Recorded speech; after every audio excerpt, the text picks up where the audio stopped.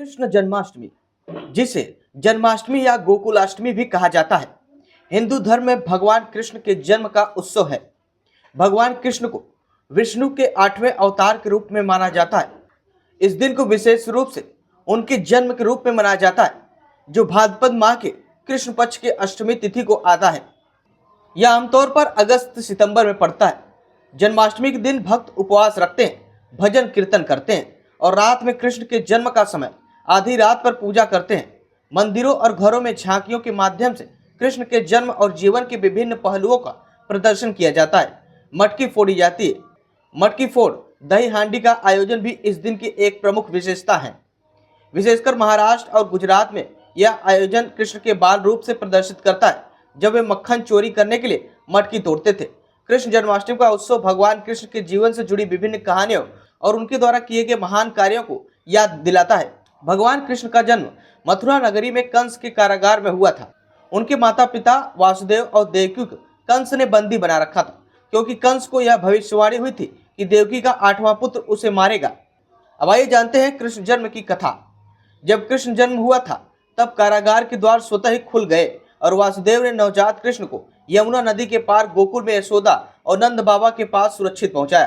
कृष्ण के पालन पोषण गोकुल में हुआ और वहीं से उनके बाल लीलाओं की शुरुआत हुई। अब आइए जानते हैं उत्सव और महत्व के बारे में। जन्माष्टमी के दिन भक्त पूरे दिन उपवास रखते हैं और रात्रि को मध्यरात्रि के समय कृष्ण के जन्म के उपरांत पूजा अर्चना करते हैं।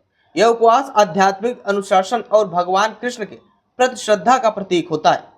भक्त मंडलियां और परिवार भजन कीर्तन करते हैं, जिसमें भगवान कृष्ण की महिमा का गुणगान होता है। भजन के माध्यम से कृष्ण के जीवन और उनके उपदेशों को याद किया जाता है।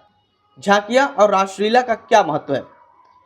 कृष्ण के जीवन से संबंधित घटनाओं को झांकियां के रूप में प्रदर्शित किया जाता है। कुछ स्थानों पर रासलीला का आयोजन भी किया जाता है, जिसमें कृष्ण और राधा के प्रेम और गोपियों के साथ उनके रास को नाटक के रूप में प्रस्तुत किया जाता है। दही और हांडी का परंपरा। मटकी फोड़ने की यह परंपरा मुख्यतः महाराष्ट्र में प्रसिद्ध है। ऊंचाई पर लटकी हुई मटकी को तोड़ने के लिए युवक पिरामिड बनाते हैं, जो कृष्ण के बाल्यकाल की लीला का प्रतीक है, जब वे अपने शाखाओं के साथ मक्खन चुराने के लिए मटकी तोड़ा करते थे। मंदिर सजावट और दर्शन। जन्माष्टमी के अवसर पर मंदिरों को विशेष रूप से सजाया जाता है और वहां पर भगवान कृष्ण के विभिन्न रूपों की पूजा की जाती है। मध्यरात्रि के समय जब कृष्ण की जन्म हुआ था, तब उनकी मूर्ति को पालने में रखा जाता है और पालने को झुलाया जाता है। समाज का प्रभाव। कृष्ण जन्माष्टमी का पर्व लोगों के जीवन में नैतिकता, धर्म और सत्य के महत्व को पुनः स्मरण करता है।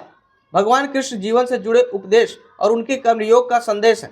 गीता के माध्यम से लोगों को प्रेरित करता है कि वे अपने कर्तव्यों का पालन करें और जीवन में धर्म की राह पर चले। कृष्ण जन्माष्टमी का उत्सव न केवल भारत में बल्कि दुनिया भर में फैले हिंदू समुदाय के लिए एक महत्वपूर्ण पर्व है।